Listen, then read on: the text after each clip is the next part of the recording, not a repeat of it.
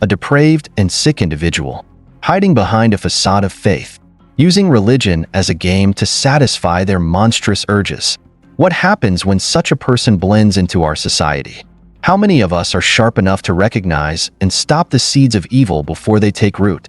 Join us today as we delve into a chilling case that unveils the darkness lurking behind a mask of righteousness.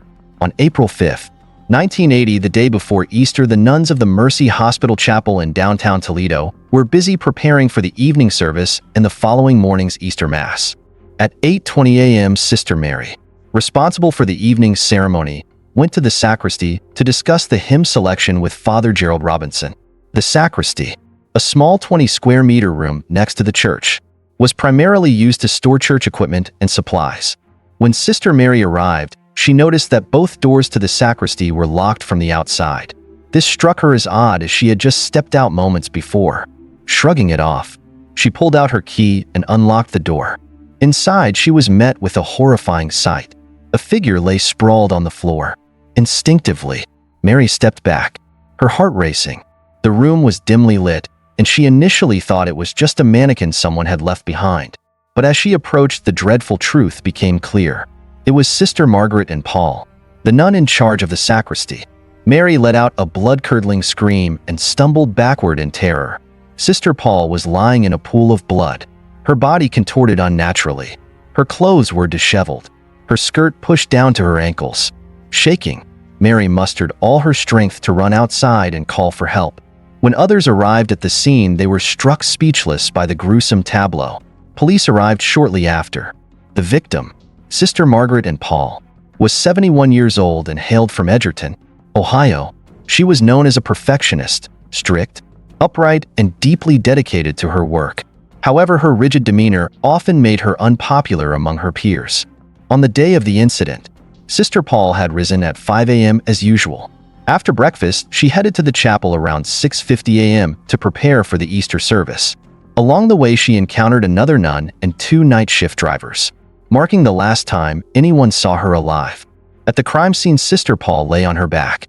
Her arms were extended above her head, her legs straightened, and a white altar cloth was tightly wrapped around her neck. Dozens of stab wounds covered her forehead, cheeks, neck, and upper chest. Her lower body bore signs of desecration, including an inverted cross left behind. The horrific scene suggested a sacrilegious ritual, leaving an indelible impression on those who witnessed it. Despite the violent attack, there were no signs of forced entry into the sacristy. Doors and windows remained intact, and no valuables were missing. There were also no defensive wounds on Sister Paul's body, leading police to suspect that the attacker was someone she knew or perhaps someone she trusted. The sheer brutality of the act indicated a deep-seated grudge against the victim. The autopsy revealed 31 stab wounds concentrated on her face, neck, and chest. 9 of these near her heart formed the shape of an inverted cross. Blood symbols, including inverted crosses, were also found painted on her chest and forehead. With no immediate leads, investigators struggled to find answers. However, amidst their frustration, an unexpected suspect emerged. The church housed 2 priests and over 20 nuns, who not only managed the church's operations, but also cared for patients at the adjoining hospital.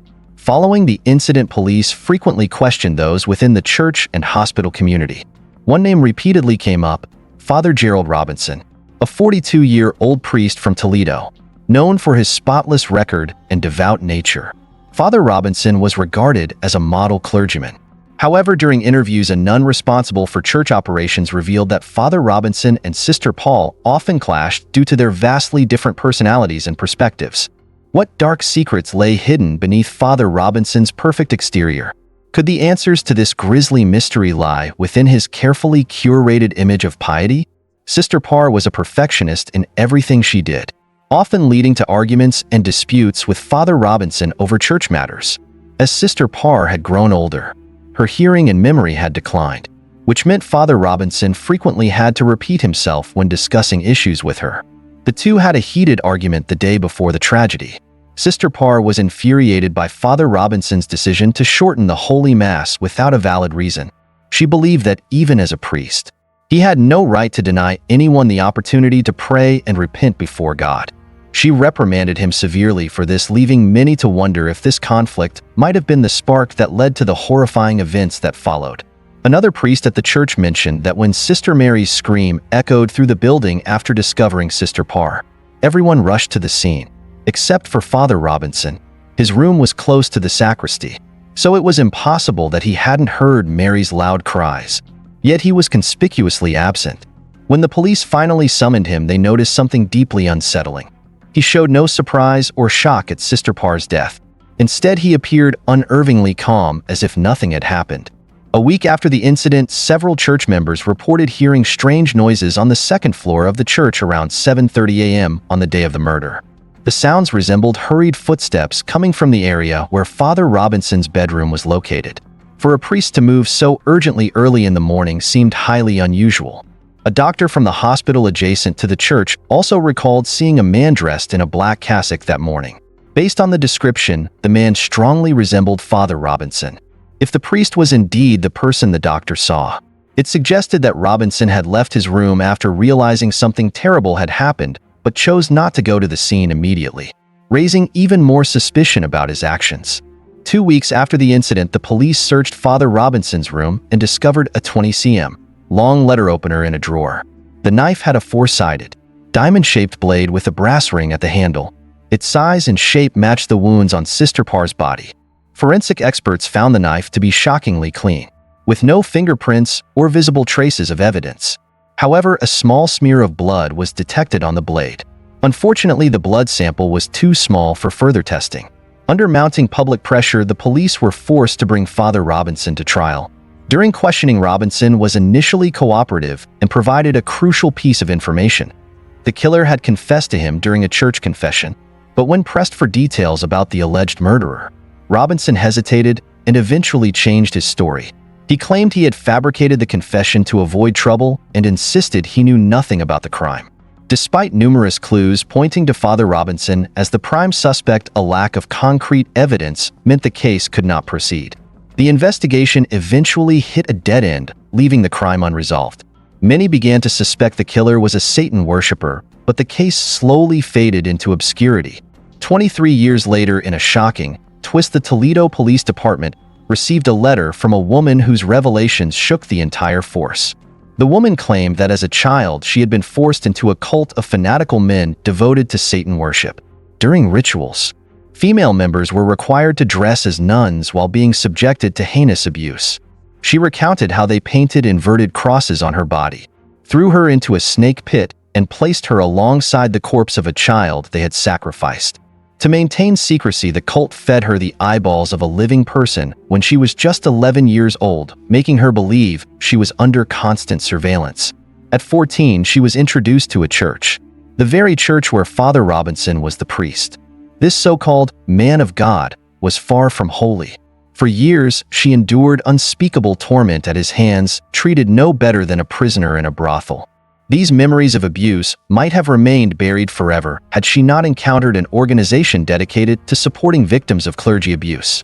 They encouraged her to ensure her abuser faced justice. The question now loomed: was this letter the key to unlocking the truth behind Sister Parr's murder and exposing the darkness that had remained hidden in the church for decades? The police initially lacked sufficient evidence to confirm the claims mentioned in the letter. However, the document referenced in the letter contained details related to Father Robinson, compelling the authorities to reopen the decades-old case of Sister Parr's murder. Revisiting the case was no simple task. After 23 long years, many details had been lost or obscured for various reasons.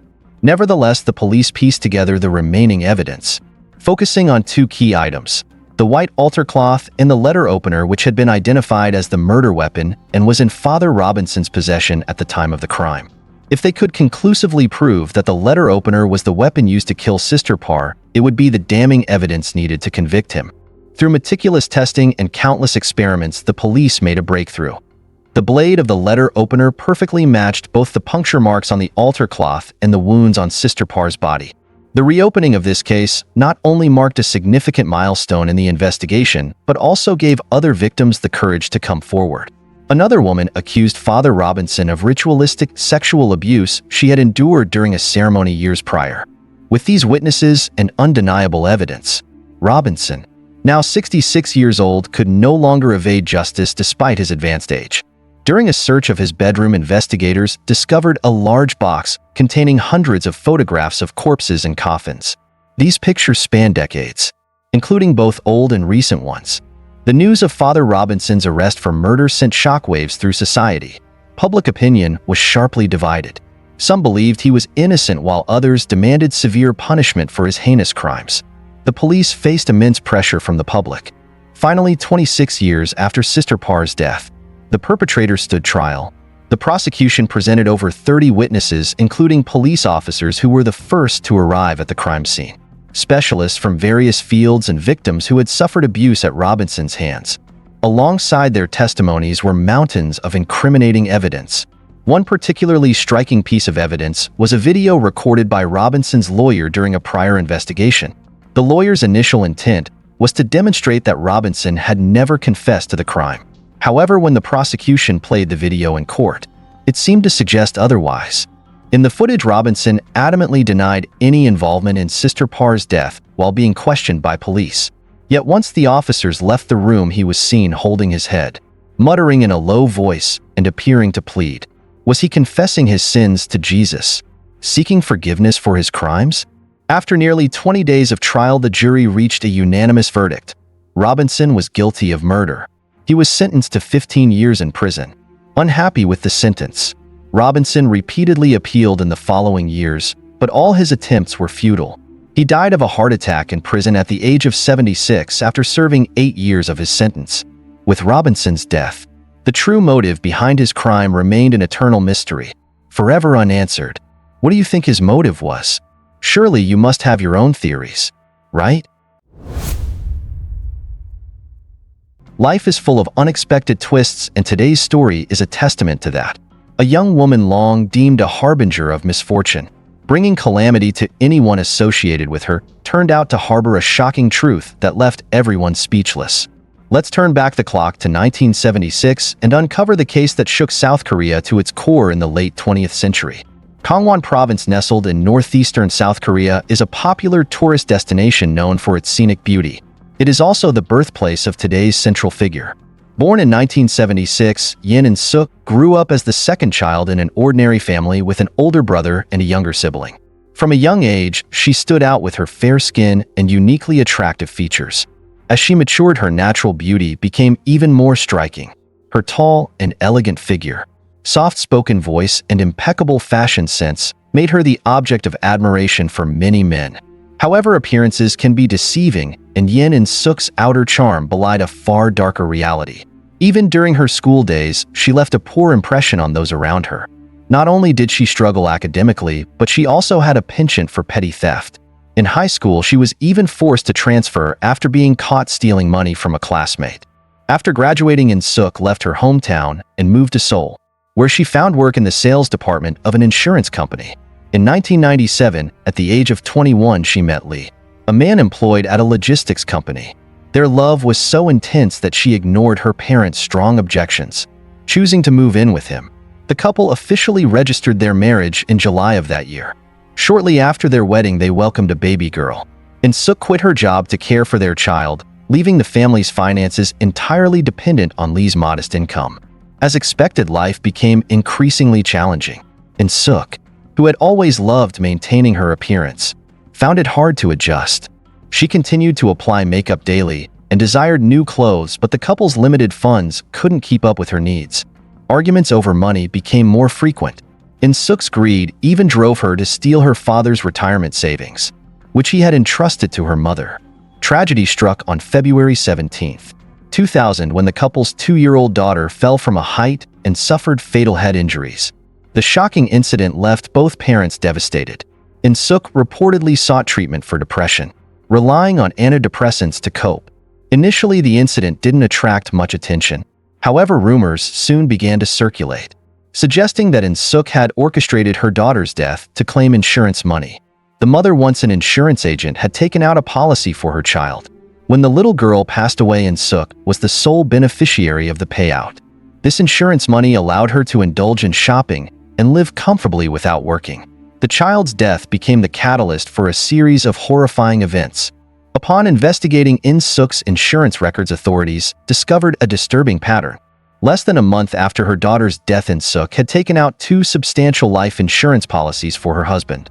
Once again, she was named as the sole beneficiary. What initially seemed like a tragic accident now hinted at something far more sinister, a chilling prelude to the horrors that were about to unfold. In Suk frequently visited the hospital, claiming she was struggling to cope with the immense grief of losing her beloved daughter. This allowed her to obtain large quantities of antidepressants and sleeping pills prescribed by unsuspecting doctors. However, In Suk never took the pills herself. Instead, she deceived her husband by convincing him they were health supplements. On April 1, 2000, after consuming large doses of these so-called supplements, over time, Lee began experiencing disorientation and occasional lapses in consciousness. Recognizing the opportunity, In Suk wasted no time and pushed her husband down the stairs. Fortunately for Lee, the fall resulted in only a mild brain injury and no severe complications. This outcome, however, was far from what In Suk had hoped for. Just 27 days later, she pushed him down the stairs again. This time, the injuries were more serious, landing Lee in the hospital for several weeks. Despite these repeated accidents, Lee never suspected foul play. He attributed the falls to his own carelessness, while In Suk played the role of a caring wife. Meanwhile, In Suk received 340,000 won in insurance compensation. For someone as greedy as her, this amount was far from sufficient. She immediately began hatching a more sinister plan. By mid-May 2000, shortly after his hospital discharge, Lee found himself unable to see out of one eye. The cause baffled doctors, and Lee, not wanting to worry his wife, reassured her that he was fine, insisting he could still see with his other eye. But the troubles didn't end there. A few days later, Lee suffered severe burns on his face from hot oil. In Suk claimed he had been clumsy while cooking and accidentally spilled the oil. Of course, none of these incidents were accidents. In Suk knew that injuries like blindness and burns, in addition to accidental death, would result in substantial insurance payouts. She continued to feed her husband the supplements, further deteriorating his health. In just 2 months, Lee experienced an alarming string of accidents. One might wonder why neither Lee, his family, nor the insurance companies grew suspicious. Here's where In Suk's cunning came into play. The large doses of antidepressants had rendered Lee increasingly lethargic, forgetful, and detached. Coupled with his grief over their daughter's death, Lee's family and friends believed he was struggling with mental health issues. Meanwhile, In Suk meticulously maintained her image as a devoted wife. She was always by Lee's side, tending to him lovingly after each accident. This won her the trust and admiration of her in-laws, who felt reassured by her presence. At the time, insurance companies couldn't share data on claims or payouts, which meant they couldn't detect any irregularities in Suk's records. She cleverly justified each claim by citing Lee's worsening depression following their daughter's death, which made him prone to accidents. The companies, seeing Lee's significant weight loss after the tragedy, accepted her explanations without question. With everyone convinced of her innocence, In Suk had complete control over Lee and isolated him from the outside world. She used this opportunity to repeatedly orchestrate accidents to claim insurance money. Whenever she received a payout, she squandered it on shopping, beauty treatments, and late-night outings. This easy method of making money only fueled In Suk's greed, pushing her to take increasingly reckless actions. On September 9, 2000, In Suk escalated her cruelty, stabbing Lee in the abdomen and claiming he had injured himself during a psychotic episode. She received a sizable insurance payout from this incident. 5 months later, despite Lee still recovering from his abdominal wound, In Suk stabbed him again. This time, the injuries to his stomach and liver were so severe that he required hospitalization. Over the next 2 months, Lee endured 2 more stabbings. His body, weakened by repeated severe injuries, was nearing its breaking point. Lee passed away at the age of 27 in the hospital on March 25, 2002, due to severe infections and rhabdomyolysis. To outsiders, his death seemed unremarkable. Many believed his worsening mental health had ultimately taken its toll. Investigations later revealed that from the first incident of Lee falling down the stairs to his death, In Suk had collected a total of 58 insurance payouts from 2 companies amounting to approximately 280 million won. Most of this money had already been squandered. According to acquaintances, In Suk had an extravagant lifestyle and indulged in every whim. On one occasion, she suddenly craved porridge from a specific restaurant in Seoul and didn't hesitate to spend a hefty sum on a taxi ride just to buy a bowl. Hearing this, it's easy to understand why. Despite obtaining such large sums of money, In-suk managed to save almost nothing. Lee's untimely death abruptly cut off her lucrative source of income, and In-suk quickly set out in search of her next prey. By May 2002, less than 2 months after her husband's death, she had already identified her next target, Lin, a 1.84-meter tall, 90-kilogram athlete. To lure him In-suk portrayed herself as a wealthy single woman, claiming to be a graduate of a prestigious university and a kindergarten teacher at a renowned school. She even fabricated a story about an impending inheritance worth 10 billion won. Enchanted by this beautiful, affluent, and seemingly successful woman, Lin couldn't resist her advances. Within days of meeting, the two began living together. This time, In-suk was far more calculated. To quickly earn Lin's trust and that of his family, she spent 32 million won to buy him a car. After gaining their confidence, she wasted no time putting her plan into action. In mid-November 2002, In-suk, relying on her prior experience, began her scheme. She started by giving Lin health supplements, causing him to gradually lose awareness. She then staged a fall in the bathroom, resulting in a severe spinal injury that required hospitalization. During his treatment, In-suk took advantage of Lin's weakened state to cause further harm, eventually leading to his loss of vision. She continued to shower him with care and lavished him with money, ensuring Lin's family didn't suspect a thing. However, there was a complication. Lin's insurance was not tied to hers. The only solution was to marry him. To achieve this, In-suk worked to win over Lin's family. Her efforts were so touching that they fully supported the marriage, unaware that this decision would seal their son's tragic fate. Once married, Lin's condition deteriorated rapidly under In-suk's care. He frequently suffered injuries, ranging from stab wounds to burns. On February 12, 2003, Lin died in the hospital from a severe infection caused by his injuries. Lin's sudden death raised suspicions among his family. Despite In-suk receiving 40 million won in insurance compensation, but Lin's relatives noted that he had been in good health before meeting In-suk. Even in his final days, he had been lucid, talking and laughing with loved ones. Unable to ignore their doubts, they requested an autopsy to determine the true cause of death. Upon learning of this, In-suk became terrified her secrets would be exposed. To divert attention, she proposed holding a wedding ceremony for her deceased husband. At first, Lin's family was against the idea, fearing it would hinder her ability to move on. But In-suk insisted, claiming it was her way of honoring their love. Her determination touched everyone, and the family eventually agreed. Guests at the ceremony were deeply moved by her apparent devotion, admiring her undying love for Lin despite the divide between life and death. Little did they know the horrifying truth In-suk was hiding. After the wedding, In-suk disappeared without a trace, taking Lin's insurance payout and the child she was carrying with her. Not long after, her premature baby required frequent hospitalization, but In-suk continued to squander money recklessly. Now, not only had she lost her primary source of income, but In-suk also had to cover her son's medical bills. The insurance money she had deceitfully obtained from her 2 late husbands was nearly depleted. In her desperation, In-suk set her sights on a shocking new target, her own family. She decided to return to her hometown in Gangwon province with her child. If you recall, earlier in the story, it was mentioned that In-suk had severed all ties with her family and left her hometown to be with her lover. Her relationship with her family had been strained ever since. Upon her return, she tearfully apologized to her mother and 2 siblings, recounting the unfortunate events that had befallen her during her time away. Her tearful pleas earned her their forgiveness, setting the stage for her next heinous plan. On July 26, 2003, after her mother had consumed a sedative-laced drink, In-suk used a needle to blind her mother's right eye. The mother, unaware of what had happened, told the doctor, "Recently I've been feeling dizzy. Yesterday, after drinking a pomegranate juice my daughter made for me, I started feeling faint and had a headache. I lay down for a while, and when I opened my eyes, I realized I could no longer see out of my right eye." The doctor informed her that her eye might have been damaged by a foreign substance. Meanwhile, In-suk played the role of the devoted daughter, meticulously caring for her mother. She was praised by everyone around her as a model of filial piety, completely masking her true intentions. On November 2, 2003, In-suk invited her older brother out for drinks, claiming she wanted to mend their relationship. Her brother, touched by her apparent change of heart, was thrilled.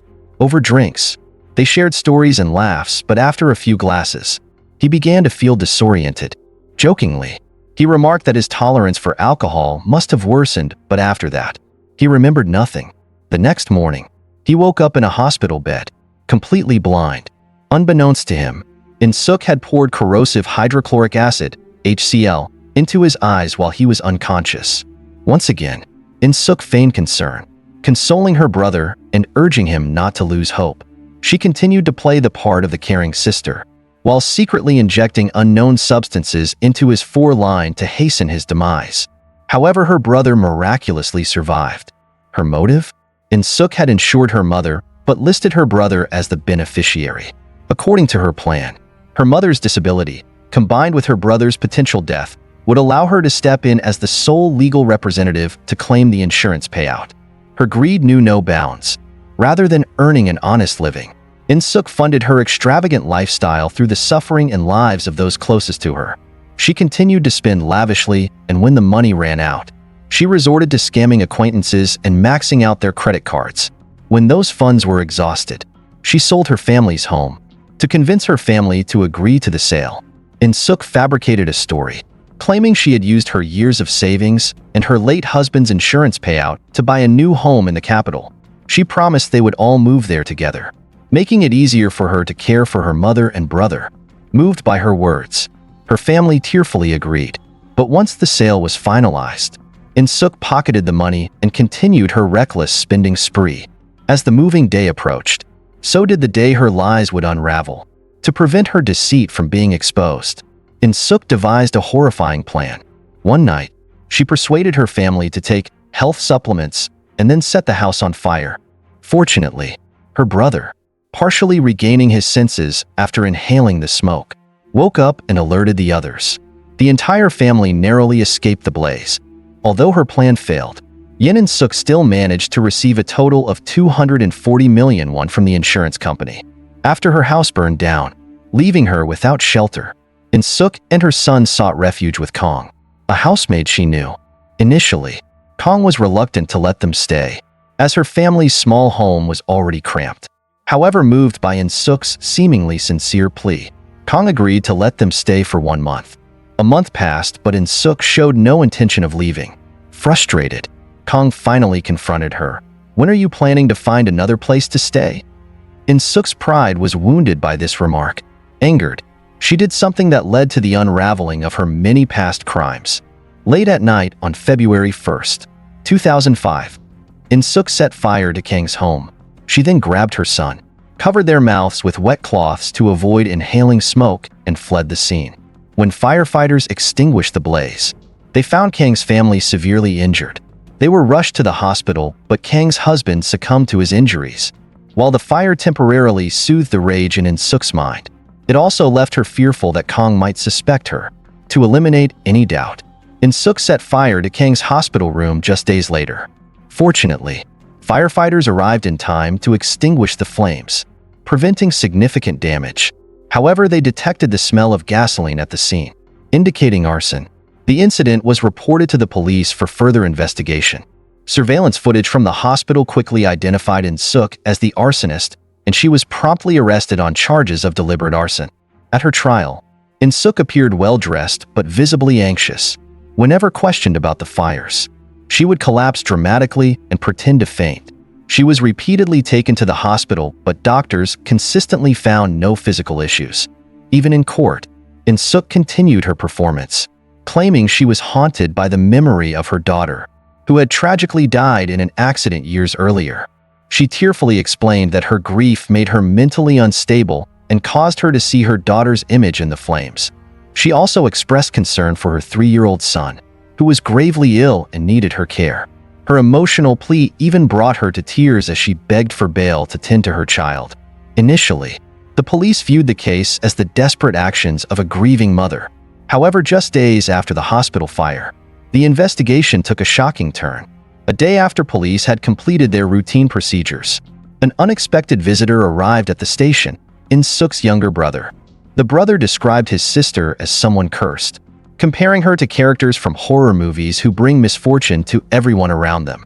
He explained how both of In-suk's previous husbands had died within a year of marriage and how, after she returned to their family, their mother and elder brother had mysteriously lost their eyesight and suffered severe health problems.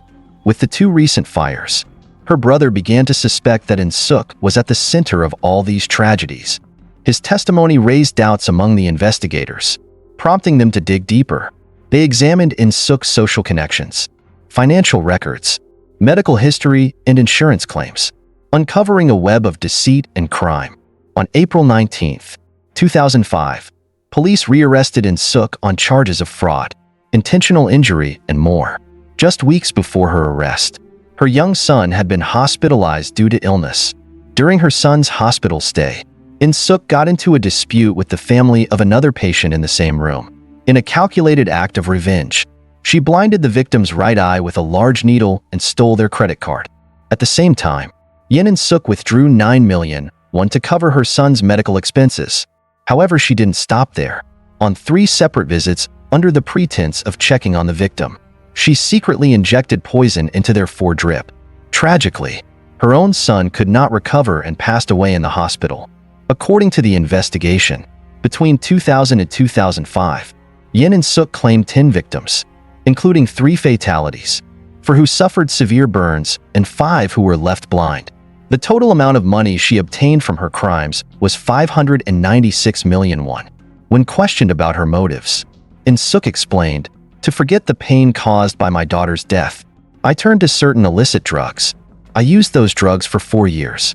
I became addicted and needed a lot of money to sustain my habit, which is why I resorted to insurance fraud. When the money ran out, I sold my mother's apartment without my family's knowledge. When my lies were about to be exposed, I had no choice but to create fires to avoid responsibility." The police conducted a hair sample analysis on In-suk, but found no traces of illicit substances. When confronted with their skepticism, she claimed she had been using strong drugs excessively before her arrest, suggesting this might have cleared the substances from her system. However, investigators found no records of her spending money on such substances. On the contrary, the families of her 2 deceased husbands reported that In-suk always appeared vibrant, articulate, and far from the demeanor of an addict. A month-long psychiatric evaluation revealed that In-suk was not suffering from any mental illness. Every crime she committed was calculated and deliberate. While a diagnosis of antisocial personality disorder couldn't be ruled out, there was no evidence she lacked awareness of her actions. After months of investigation and evidence gathering, In-suk was charged with 10 counts, including domestic violence, arson, murder, robbery, and fraud. Her motivation was plain: the pursuit of luxury and personal indulgence. In-suk admitted to most of the charges, but sought to reduce her sentence by insisting that drug use had severely impaired her mental and physical health. For other allegations, she neither confirmed nor denied them, claiming she could not remember. In October 2005, after several days of trial at the Seoul Central District Court, her arguments regarding mental and physical health were dismissed. She was sentenced to life imprisonment, which, unfortunately, is the maximum penalty under South Korean law. What do you think of this sentence? Parents give birth to the child, but heaven grants the temperament. This saying rings true, but the ancients also had another saying: teach a child while they're young and guide a wife when she's newly married.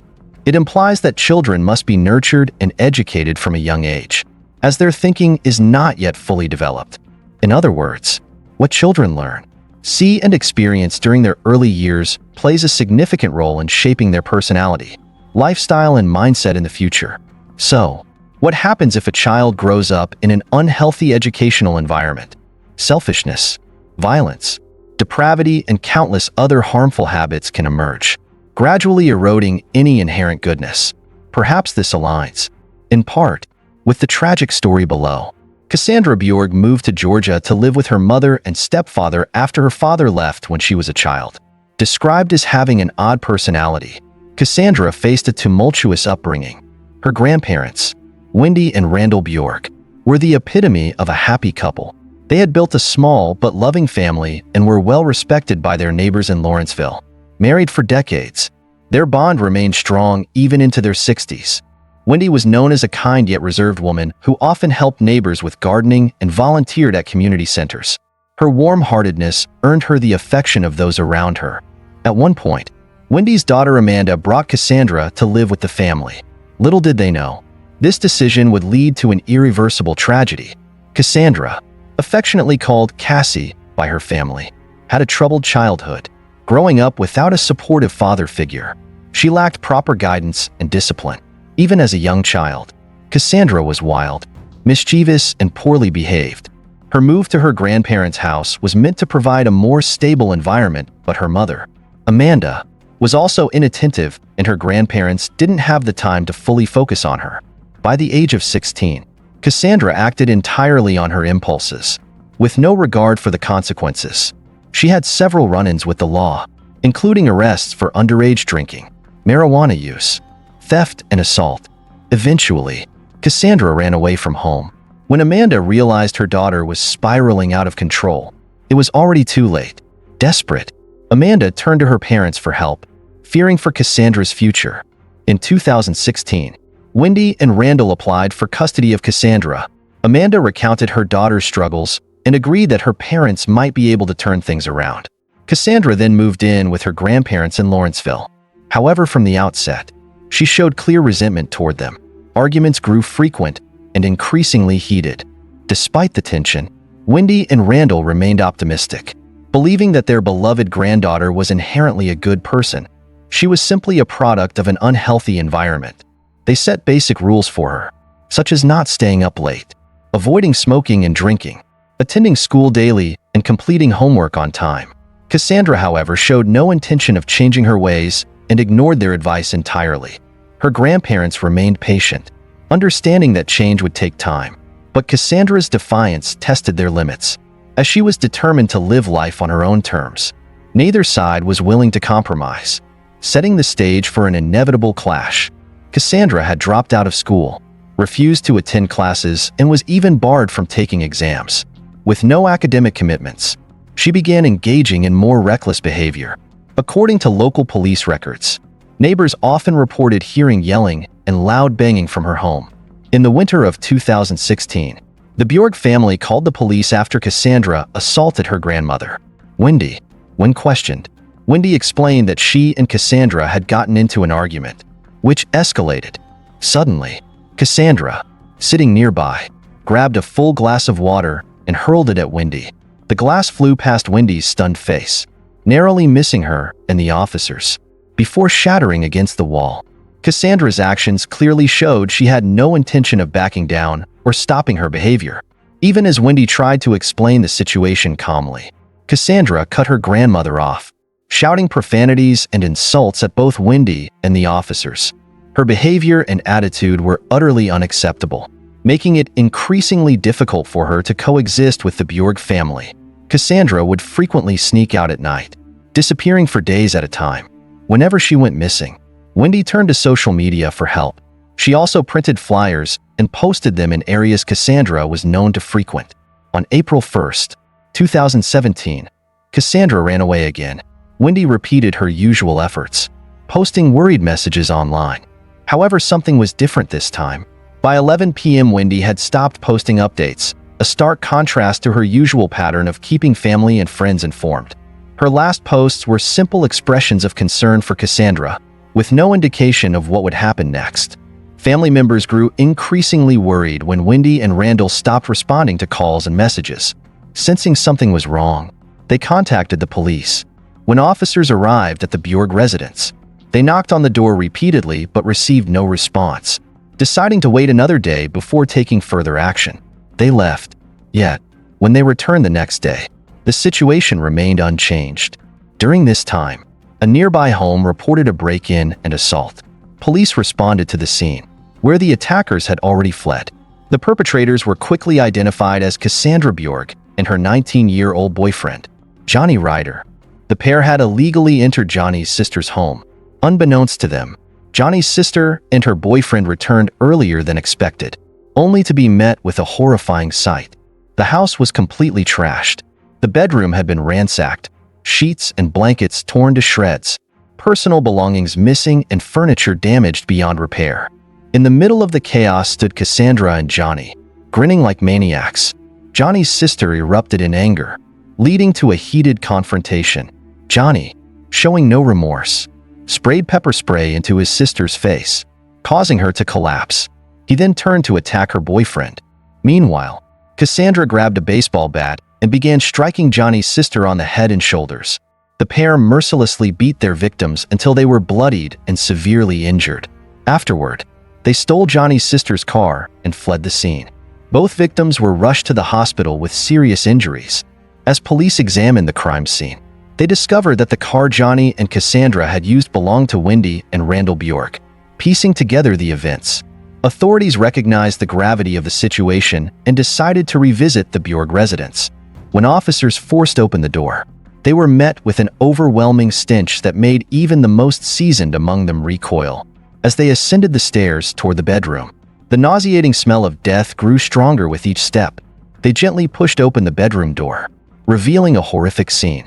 Wendy and Randall lay lifeless, their bodies riddled with stab wounds. The coroner later determined they had died several days earlier, coinciding with the time family and friends lost contact with them. When news of the murder broke, it sent shockwaves through the small community of Lawrenceville. People could hardly believe that such kind and respected individuals had fallen victim to such a cold-blooded crime. In the investigation, Johnny Ryder and Cassandra Bjork immediately became prime suspects. It didn't take long for the police to issue a warrant for their arrest. The authorities quickly tracked them down to an apartment complex nearby, where they were hiding in a friend's unit. The police surrounded the building, initiating a standoff. After over an hour with no progress, the police stormed the apartment. Inside, they discovered that Johnny and Cassandra had attempted to take their own lives using razor blades in the bathroom. Fortunately, their wounds were superficial and they were rushed to the hospital for treatment. Both recovered quickly. During the interrogation, the couple's accounts of the events began to surface. Typically, in such cases, perpetrators try to shift the blame onto one another to save themselves. Cassandra was the first to break and recount the chilling details. She confessed that she had grown sick of her grandparents trying to control her life. Unable to endure it any longer, she conspired with Johnny to kill them. On the night of the murder, the pair parked their car outside the house. Once the lights went out, they crept inside, climbed the stairs, and waited outside the bedroom door. When the house fell silent, Johnny stormed into the room and launched a brutal attack on Randall, catching him off guard. Meanwhile, Cassandra dragged Wendy out of bed and into the bathroom, where she stabbed her repeatedly. In mere moments, the lives of two kind and loving people were snuffed out. After the murders, Cassandra and Johnny placed the bodies on the bedroom floor. Johnny then sealed the windows and doors with duct tape to contain the smell of decomposition. The killers cleaned themselves up, descended the stairs, and brazenly threw a party in the house. Drugs, marijuana, nitrous oxide, and other vices flowed freely. All this occurred while the lifeless bodies of Wendy and Randall lay upstairs. For days, Johnny and Cassandra remained in the house. They then escalated their violence by attacking Johnny's sister and her family, followed by targeting Cassandra's own mother, Amanda. This gruesome chain of events sparked outrage across the community. The public called for the harshest punishment, with some even demanding the death penalty for the two. The trial commenced after both Johnny and Cassandra turned 18. They were sentenced to life in prison, eligible for parole only after serving 60 years. The judge expressed disbelief at the depravity of their meticulously planned crime, noting how their cruelty and moral corruption had not only taken lives but caused irreparable harm to many others.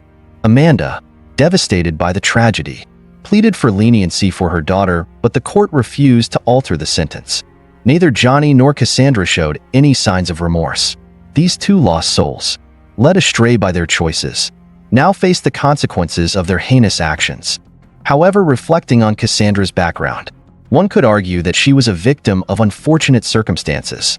Growing up without proper guidance or discipline, Cassandra had become accustomed to chaos and a lack of structure. Her growing resentment toward her parents' actions further fueled her extreme behavior. Her acts of theft, drug abuse, and delinquency were cries for attention, a desperate plea for love and care from her parents. At the same time, her self-destructive tendencies suggested she had little hope for her future, believing she was doomed to follow the same path as those who raised her. until Cassandra came to live with her grandparents. Her life had been a whirlwind of chaos and neglect. Despite their kindness and genuine love for their granddaughter, raising and guiding a troubled child is a long and arduous journey, one that requires patience and time. Cassandra, at that point, was like a tree whose roots had grown deep and whose bark was covered in sharp, defensive thorns. Yet her grandparents attempted to bend and reshape this tree far too quickly, expecting her to adapt without resistance. But a tree subjected to sudden and forceful change faces one of two fates. It either breaks under the strain, or its sharp thorns inflict harm on those trying to change it. Sadly, we all know which outcome prevailed in this story. If one day you find yourself stranded on a deserted island, what would be the first thing you'd bring with you? Food, water, a book, a cherished possession, or perhaps a touch of humanity. In such a harsh environment, would the primal, savage instincts of a higher primate truly arise? And if so, how terrifying would they be? All of this is explored in the tragic tale that follows. During the Age of Exploration, European countries began embarking on sea voyages to explore the world and seek out trade opportunities. Among these countries, the Netherlands was no exception, particularly with the establishment of the Dutch East India Company, VOC, in 1602. VOC quickly grew into a dominant maritime power in the 17th and 18th centuries. Based in Amsterdam, the Netherlands, VOC became the wealthiest private company in the world and established the first stock exchange in history. At that time, the European market was facing a shortage of spices, making the spice trade highly lucrative. VOC seized this opportunity by organizing large sea expeditions to trade spices. By the 18th century, VOC had taken control of the spice trade between the East Indies and the Netherlands. The company not only established its own mercenary army to issue currency, but was also recognized by the Dutch government and had the authority to sign treaties with other nations, colonize territories, and govern the region. On October 27, 1628, VOC launched a commercial voyage with a new luxurious ship named Batavia. The journey began from Texel Port in the Netherlands, passed around the Cape of Good Hope in South Africa, and headed to Batavia on the island of Java. Aboard the ship were a total of 341 passengers, including over 100 soldiers.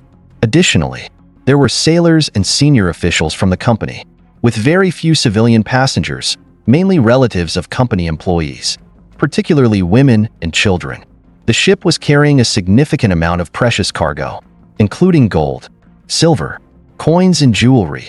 The ship was on its way back and was preparing to bring a large quantity of spices for trade. Francisco Pelsaert, a senior officer of the Dutch East India Company with 10 years of experience, was aboard. The second in command was Arian Jacobs, the captain of the Batavia. The third key figure was Geronimus Cornelis, an experienced merchant who had been a pharmacist and later worked for the Dutch East India Company after going bankrupt due to a lawsuit. Disaster struck on the morning of June 4, 1629, as the Batavia was approaching the Houtman and Abrolhos Islands off the western coast of Australia. While sailing, the ship struck a reef near Beacon Island and ran aground.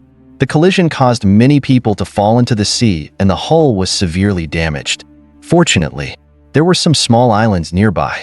Those who fell into the sea managed to swim to the nearby islands, and about 40 people perished. Before the ship sank, the remaining survivors used small boats to transfer some people, including women and children, to the nearby islands. Preliminary investigations revealed that the islands lacked fresh water, and the only food available was a few species of birds and the occasional sea lions. Fortunately, many of the survivors were eventually rescued and taken to Batavia, known today as Jakarta, Indonesia. There, fresh water and food were available, enough to sustain them for some time, but with hundreds of survivors, it was barely sufficient. Pelsaert, the captain, soon realized the gravity of the situation. After many days of discussion, Pelsaert, along with his commanders, captains, dozens of soldiers, and senior officials, formed a team of 48 people. They set off on a journey about 2.500 kilometers north to seek rescue and supplies. On July 7, 1629, this group of 48 reached the Batavia colony, marking the end of a 33-day rescue mission. After many days of grueling rowing, The team finally arrived at the headquarters of the Dutch East India Company in Batavia. Upon arrival, the company arrested Pelsaert, believing he had been negligent, causing the shipwreck and possibly being involved in a conspiracy for rebellion. The governor of the Dutch East India Company, Cohen, ordered the pilot and 26 crew members to immediately return to the site of the disaster to rescue any survivors and recover the cargo. However, due to the impact of the sea climate, ocean currents, and miscalculations regarding the shipwreck's location, the rescue ship took 63 hours to reach the survivors. During this time, countless unforeseen tragedies had already occurred on the islands where the shipwreck victims were stranded. After surviving the shipwreck, the high-ranking officials of the Dutch East India Company hastily left the ship, failing to leave anyone in charge to manage the remaining survivors. Hieronymus Cornelis, at this point, began his rise to power. In truth, he had planned to take over the ship before the disaster occurred, but the wreck had thwarted his plans. Now in a position of authority, Cornelis first decided to take the gold and silver from the ship before the rescue team arrived. He kept the treasure for himself and began plotting to escape to the Australian mainland to start a new, anonymous life. However, he soon realized that controlling all the survivors would be difficult, as not everyone agreed with his plans. He understood that in order to achieve his goal, he would have to eliminate those who opposed him. One such person was Webb Hayes, a young soldier. Although Hayes held no high rank, he had taken the lead and faced dangers on his own. He had gathered food and water, built shelters, and earned the trust of many survivors, even organizing a supportive group. Seeing the support for Hayes, Cornelis decided to eliminate him. He pretended to assign Hayes the task of leading a group of young soldiers to search for a water source on Wallaby Island, about 8 kilometers away. Cornelis forbade them from bringing weapons and told Hayes that if they found a water source, they could signal with smoke. With this plan, Cornelis believed that even if Hayes found the water, his group would likely lose members along the way. If they returned unsuccessful, even better, as many would be disappointed in Hayes. Once Hayes left, Cornelis took over leadership. He began by using force to seize all food and weapons from the survivors. Then he decided to reduce the population to around 45 people for easier control and to prevent resource waste. The massacre on the island began. Cornelis ruthlessly eliminated anyone who threatened his power. He would trick others into leaving the island to search for food and water. Then his accomplices would attack and sink their boats before eliminating any resistance. Cornelis targeted those who were unable to defend themselves, starting with children, the elderly, and the weak. His reasons for killing were often absurd, such as suspicion of theft or dissatisfaction with the management system.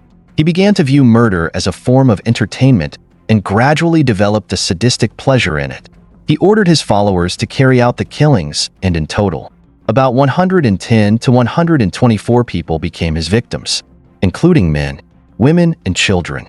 At this point, Cornelis had completely taken control of the situation and was just one small step away from realizing his dream of becoming the ruler of all. However, Cornelis never anticipated that Hayes and his group had found water and food on East Werribee Island, not far from West Werribee Island, where the base camp was experiencing horrific events.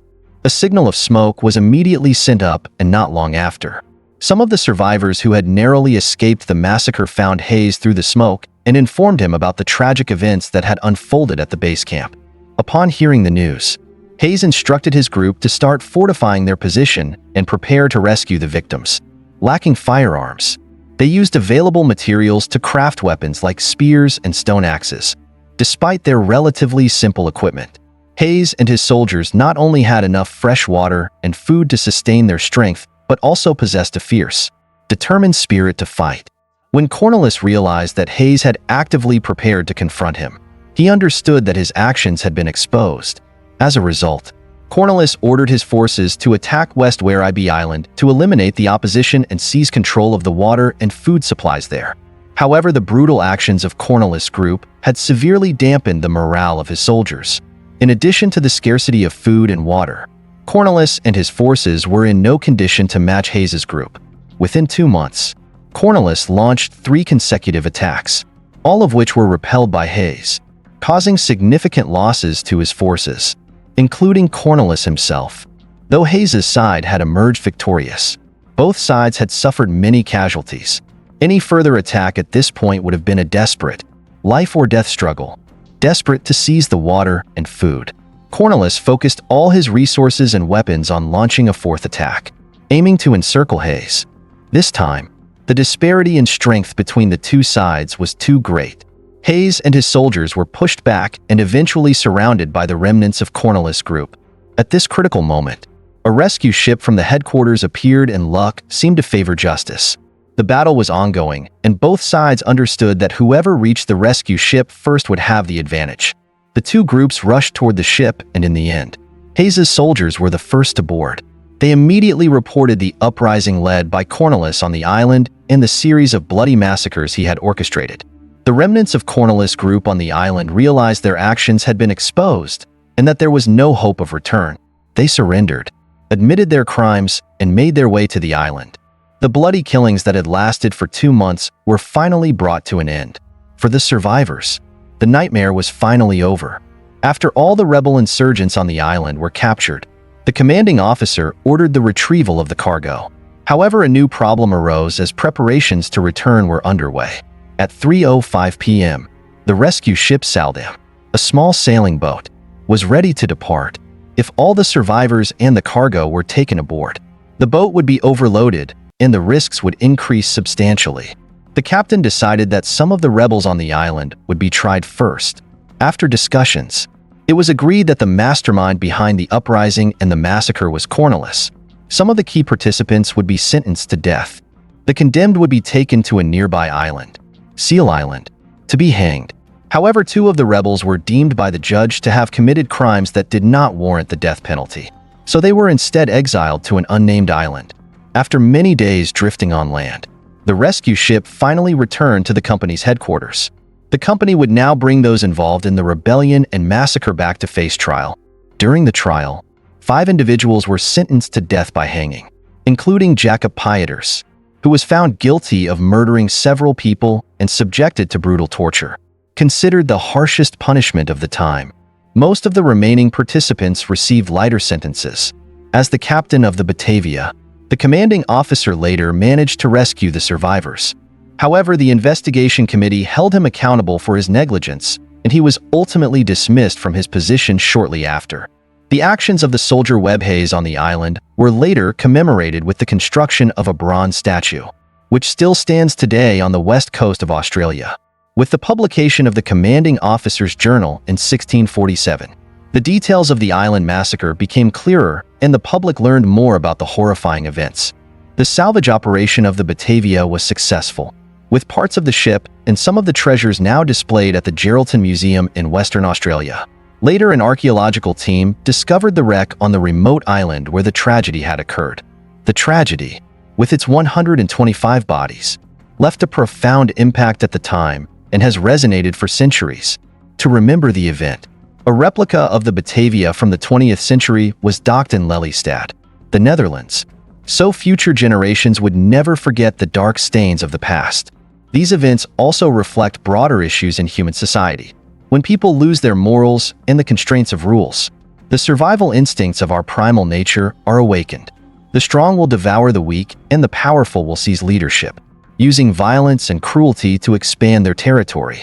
In some way, through survival journeys like these, we can feel how terrifying and bloodthirsty the primal side within each person can be.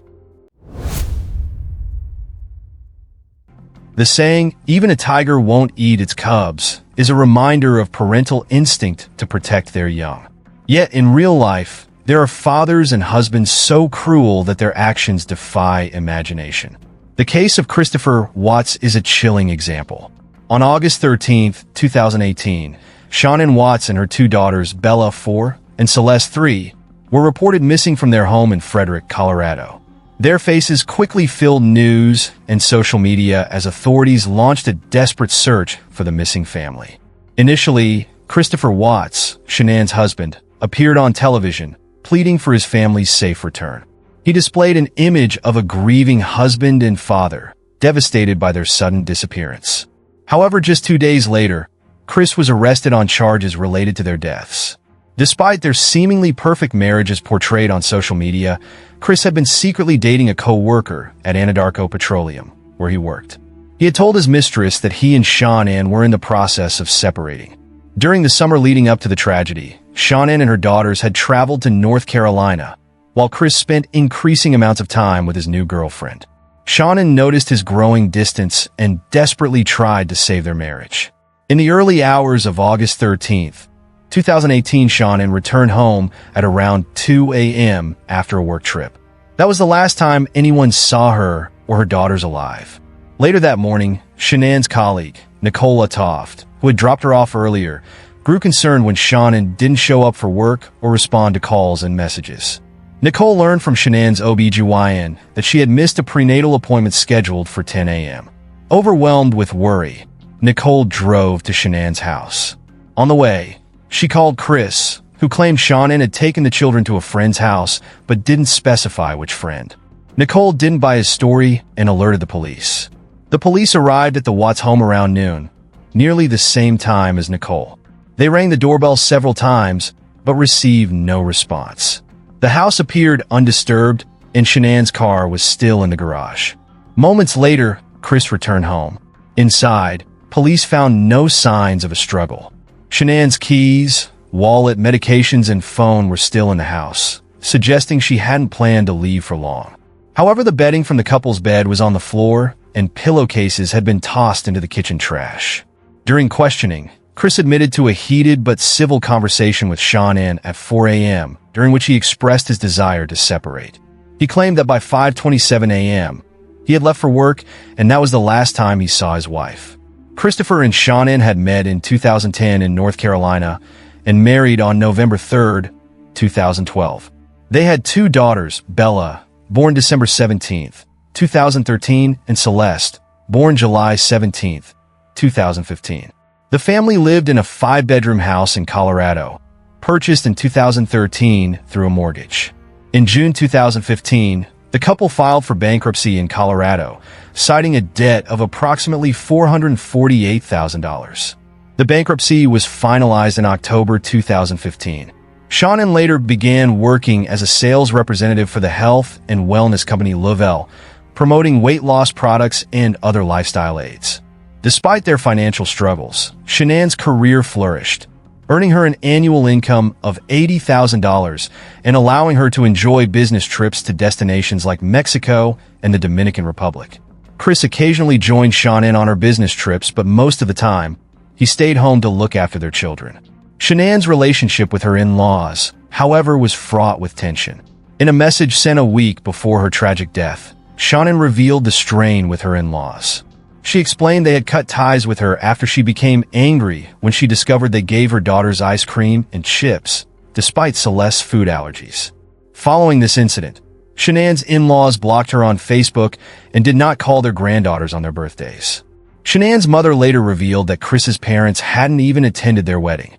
The breaking point came during Shannon's extended visit to North Carolina with her daughters while Chris stayed behind. One evening, Celeste and Bella were left at their grandparents' house, where Celeste was given peanut ice cream, something she was allergic to. Furious, Shannon sent Chris a lengthy message on August 4th, expressing her frustrations. Asterisk, I've done nothing to your dad, Chris. It's your mom who caused this. I didn't stop your dad from coming to the party or messaging or calling the kids on their birthday. I didn't block anyone on Facebook. Your dad did. They owe our kids an apology. Your family isn't a safe place. Your mom isn't safe. They can say whatever they want, but I've never stopped anyone from loving our children. They chose this path themselves. You might think I created this mess, but I didn't. I stood up for our kids. I don't want apologies when it's too late. Our kids mean everything to me, and I'll protect them from harm. They deserve love like any other child. Your mom knew what she was doing. She's like a demon hurting our daughter. You and your dad are just as guilty if you take her side. I've done nothing wrong and I'm not crazy. I just love our kids too much. Later that morning, Shannon sent another message. I'm not trying to control you. If you want to spend time with your parents, that's fine. Just don't involve our kids and don't blame me for this. This was your choice. Chris later claimed to investigators that the peanut incident made him consider ending his affair with Nicole Kessinger, his co-worker and mistress, and refocusing on his family. But he didn't follow through. Shanann's third pregnancy brought her joy, but Chris did not share her excitement. When Shanann filmed his reaction to the news, his response was lukewarm. "I guess that happens when you want it." On August 7th, Shanann confided in a friend that Chris admitted he was anxious about having a third child, likely due to their financial struggles. He felt content with Bella and Celeste and didn't want more children. On August 9th, Shanann told her friend that Chris had accompanied her to an ultrasound appointment but acted distant, prompting her to cancel the gender reveal party she had been planning. After returning from her trip to North Carolina with the children, Shanann sensed that something was wrong. Chris seemed different. On July 10th, Shanann texted Chris, lamenting how their communication had changed. "We don't talk like we used to. You don't even want to talk to me anymore." She later confided to a friend that Chris no longer touched or kissed her as he once did. By August 4th, Shanann was deeply hurt and frustrated. She told a friend that Celeste's birthday party had been canceled and Chris's parents hadn't even called to wish their granddaughter a happy birthday. Shanann also noted that Chris didn't seem to miss her during their time apart. Chris was having an affair with Nicole Kessinger, who told police that Chris claimed he and Shanann were separated and in the process of divorcing. Kessinger said she first visited Chris's home on July 4th, 2018, where he prepared lunch for her. She also revealed that their serious relationship began in late June. On July 4th, Chris told a different story. He claimed he woke up at Nicole Kessinger's house after ignoring several calls from his wife, Shanann.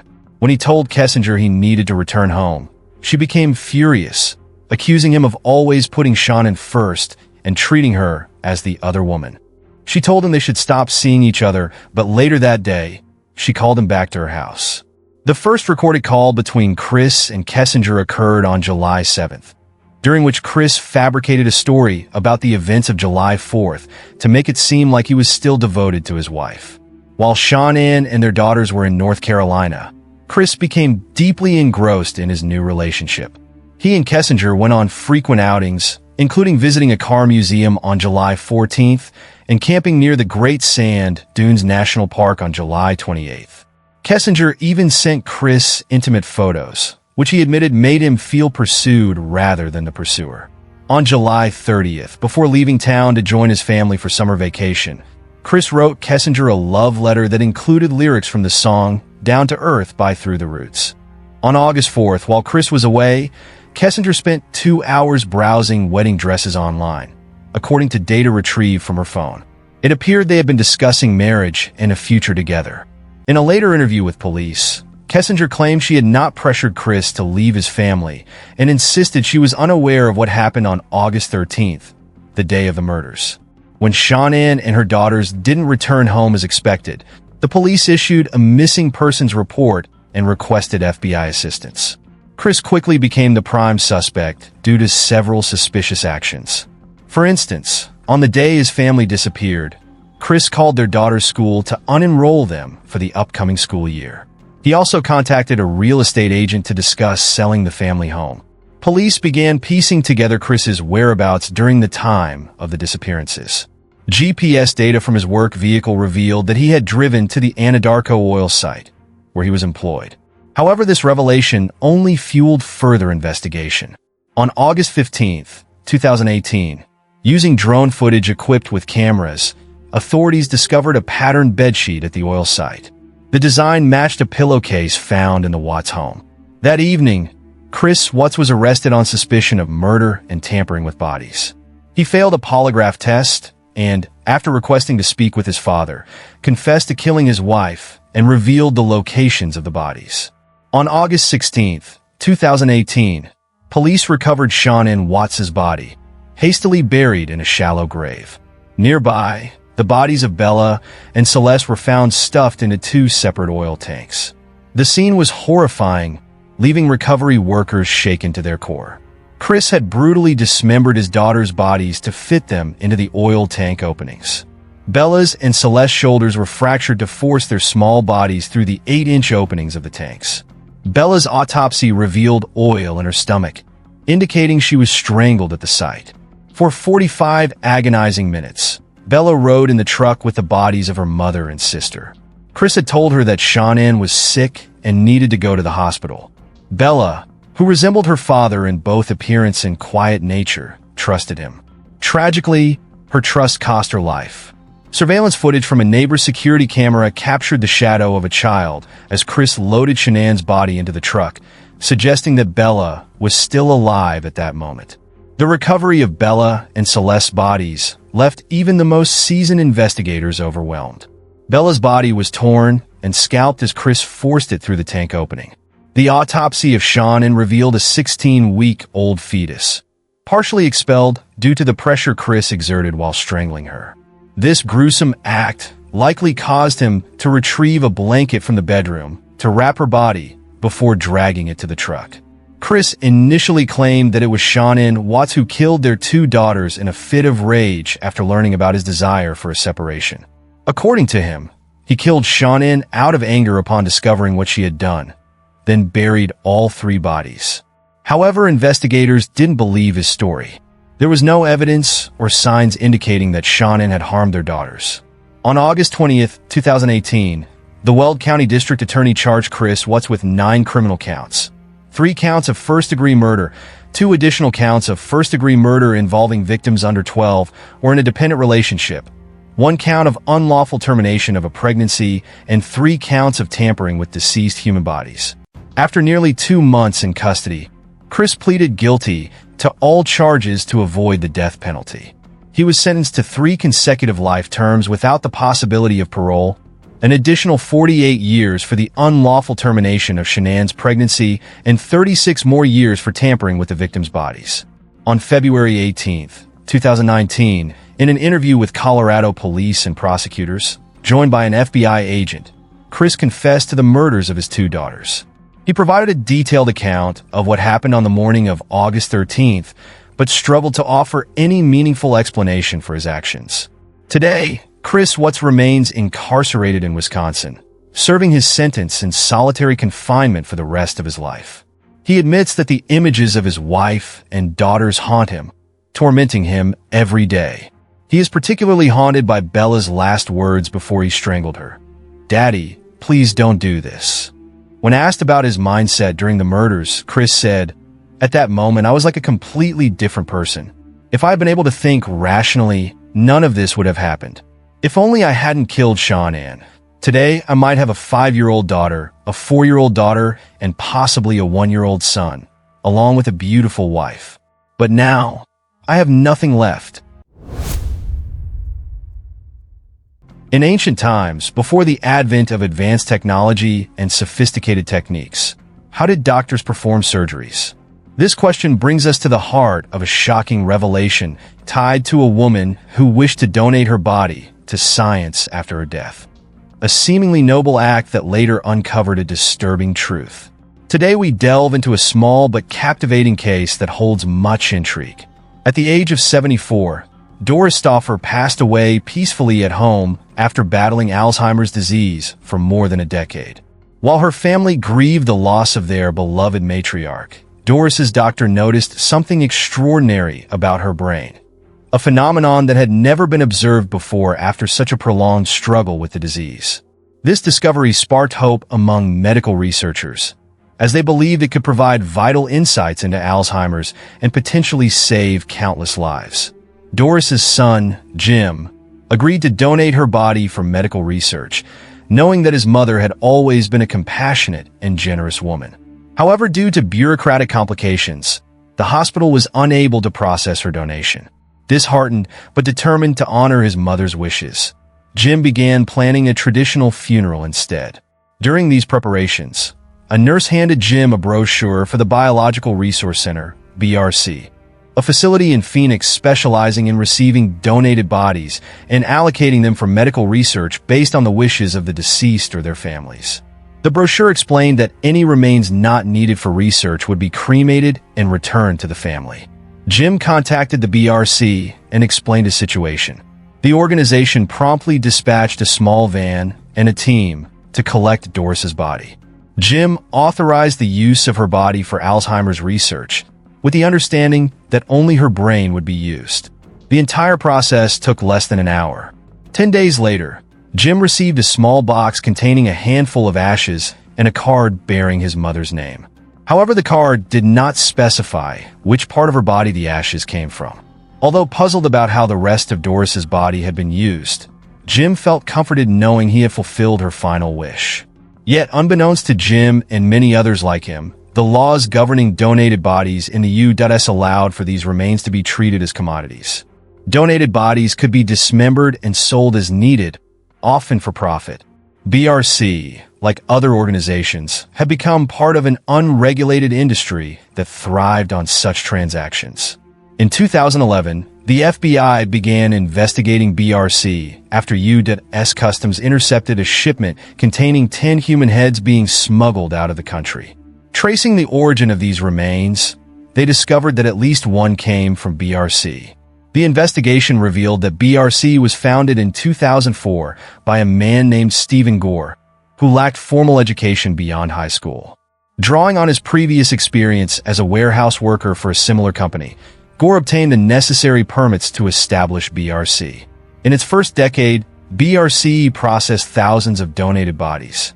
These were dismembered and sold, with parts priced at $607 for a liver, $3,191 for a torso, and $65 for an artery. By 2013, many medical device companies and research organizations were regular clients of BRC.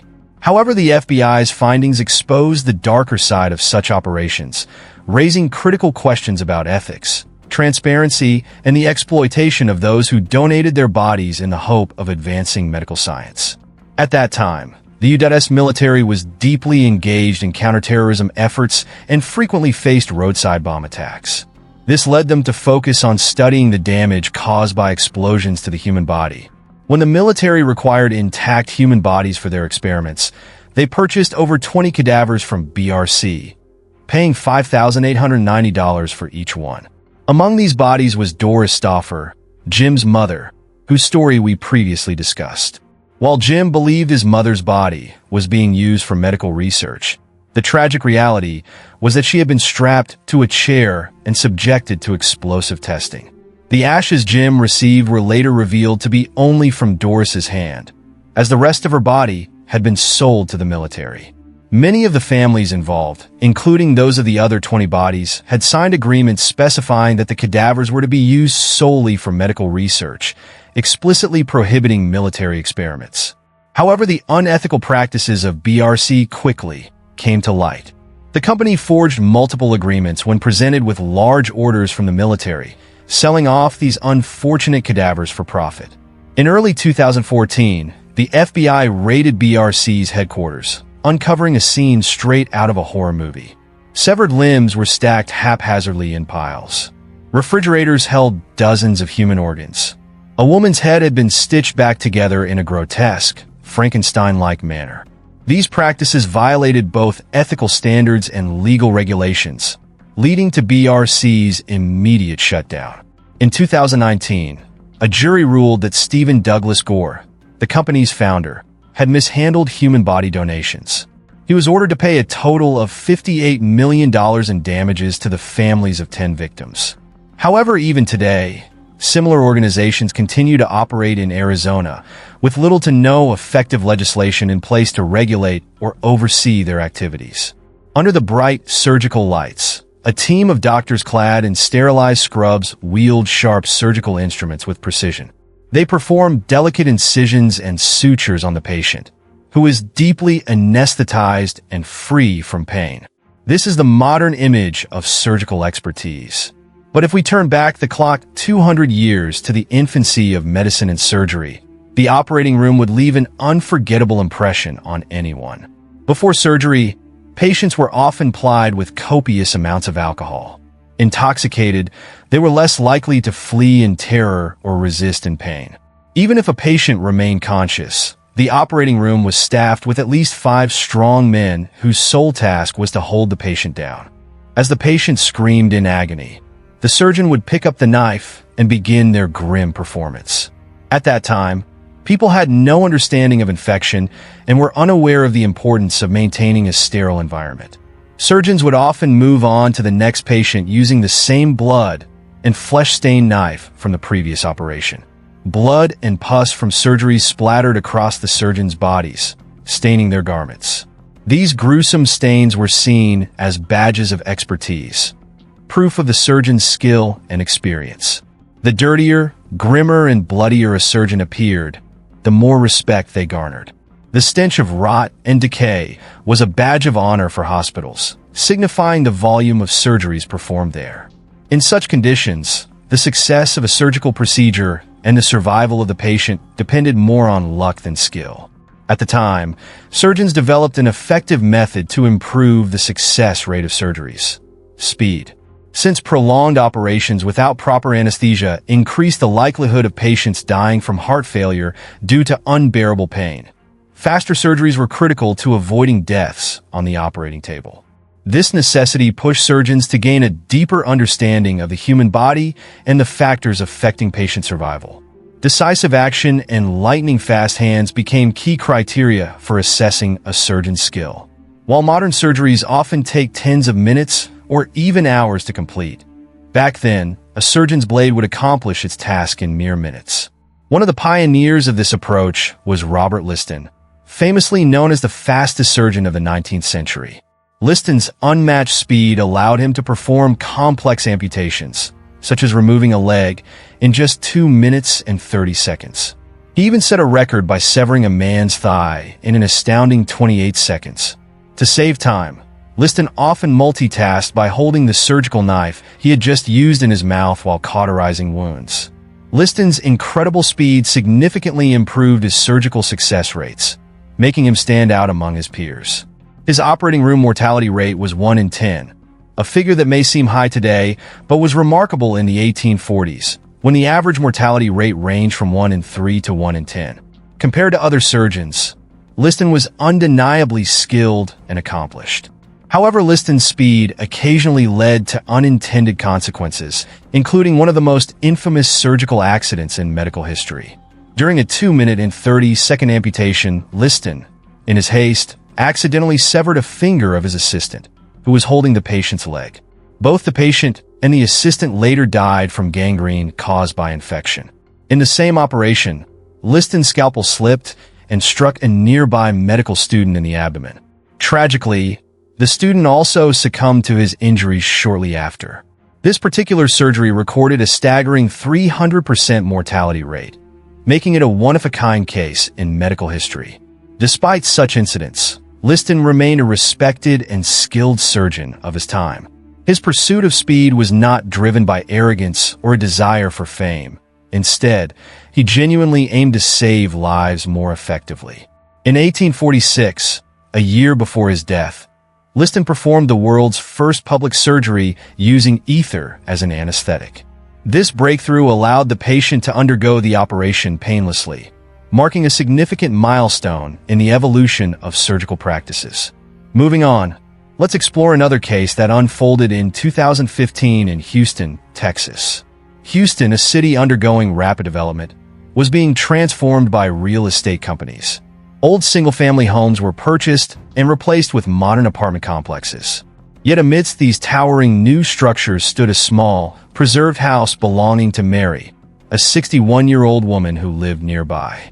Mary, often referred to as the Cat Lady, led a challenging life. Born into poverty, she lost both her parents at a young age and grew up without any siblings or extended family. As an adult, she survived by working various temporary jobs. Her personal life was equally turbulent. Mary endured 2 failed marriages, both ending in bitter arguments and conflicts. These experiences eroded her trust in human relationships, prompting her to turn her attention to the stray cats she encountered. For Mary, these animals became her family, and she devoted her life to caring for them. When Mary saw stray cats in need, she would feed them and give them water. Once she gained their trust, she would bring them home and care for them. Over time, her house became a refuge for dozens of stray cats. Mary occasionally worked part-time jobs to make ends meet, spending much of her earnings on herself and the cats she had taken in. A few years ago, a property developer offered Mary a large sum of money to buy her house, but she refused. She loved her modest home deeply and didn't want to leave the place where she had built a life surrounded by the cats she adored. As apartment complexes rose around her property, Mary wrote in her journal that her home felt like a castle, with the towering buildings acting as its walls. Her words reflected her satisfaction with her simple but fulfilling life. Mary wasn't a grumpy or lonely old woman. She greeted her neighbors warmly whenever she went out and was always willing to lend a hand when they needed help. In return, her neighbors would often assist her in feeding the cats whenever she was away. Trusting them, Mary even gave her neighbors a spare key to her house. By 2015, Mary was still living in her cherished home. In February 2017, a neighbor noticed that it had been a long time since Mary had been seen outside. Growing concerned, they walked past Mary's house and saw that the mailbox was overflowing with letters. Weeds had grown tall in her front yard, giving the place an abandoned and desolate appearance, as if it hadn't been tended to in months. Worried, the neighbor used the spare key Mary had entrusted them with and entered the house, calling out her name. But there was no response. Strangely, there were no sounds of cats either. Feeling that something was wrong, they contacted the police. When officers arrived, they knocked on the door and windows but received no reply. Using the spare key, they unlocked the door. As the door swung open, a foul stench immediately filled the air. Covering their noses, the officers stepped inside and found the lifeless bodies of cats scattered throughout the house. The cats bore no visible injuries but were emaciated. Initial observations suggested they had died of starvation. The police were familiar with cases like this, where elderly people living alone were found deceased after an extended period and their pets, unable to escape or find food, perished as well. Assuming Mary had likely died somewhere in the house, they began searching every corner for her body. They moved furniture and checked every possible hiding spot, but Mary was nowhere to be found. What puzzled the officers most was the idea that Mary would have willingly left her cats to starve. It seemed completely out of character. Yet without a body, they couldn't declare her deceased, so they officially listed her as missing. The bank reclaimed the property and put it up for auction. A property developer saw a lucrative opportunity, purchased the house, and decided to renovate and lease it. Since they weren't planning any major construction immediately, they simply cleaned up the house and made minor repairs before listing it for rent. 2 sets of tenants moved in, but left shortly afterward, citing unsettling experiences. In March 2017, a newlywed couple decided to rent the house, intending to stay there for a few years. Before moving in, the husband, David, decided to inspect the property more thoroughly. One day, he visited the house alone to look around. While exploring, his eyes fell on a foldable attic ladder embedded in the ceiling. This ladder, which could be pulled down, led to the attic, a space often used for storing and used items. David pulled down the attic ladder and carefully climbed up. Dust coated every surface, and it was clear that the previous tenants hadn't used the attic much. His attention was quickly drawn to something lying in a corner, and he cautiously made his way over. Sunlight streamed in through a small window in the roof, illuminating the space. Concerned about potential damage, David decided to inspect the window to ensure everything was in good condition. It seemed wise to address any issues now to avoid danger later. As David approached the area, he noticed a wooden plank that had partially collapsed. One end of the plank was lifted, while the other dipped into a gap below. Curiosity piqued, David leaned closer and used the flashlight on his phone to peer into the darkness. In that moment, his heart pounded in his chest as he saw a decayed body lying beneath the floorboards. Police arrived after David's report and confirmed that the remains belonged to Mary, who had gone missing 2 years earlier. Investigators pieced together what they believed had happened. On a day in early 2015, Mary may have been tending to a cat that was basking in the sunlight on the attic floor. The old, rotting wood could not support her weight, and she fell through the weakened boards into the gap between the attic and the ceiling below. The fall itself didn't cause significant injury, but Mary became trapped in the confined space. Unable to climb out, and with her cries for help muffled by the house's structure, she succumbed to starvation and dehydration after days of being stuck. The stray cats Mary had lovingly cared for also starved shortly afterward, their bodies scattered throughout the house. Tragically, the overwhelming stench from the dead cats masked the smell of Mary's decomposing remains. which is why authorities initially failed to locate her. Local police concluded that Mary's death was a tragic accident. The house, however, gained a reputation as haunted after this discovery, attracting thrill-seekers and curious visitors.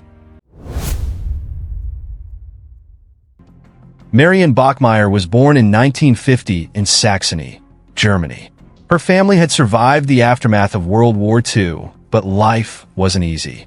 Her father was a severe alcoholic, which created a hostile and conflicted home environment. Eventually, he left Marianne and her mother to start a new life elsewhere. However, their brief peace was shattered when Marianne's mother remarried, a man even worse than her biological father. This stepfather was abusive, and Marianne became a victim of a violent, dysfunctional household. By 1966, at the age of 16, Marianne became pregnant for the first time. Unable to care for the child, she gave the baby up for adoption. 2 years later, she became pregnant again, but tragedy struck before the baby was born.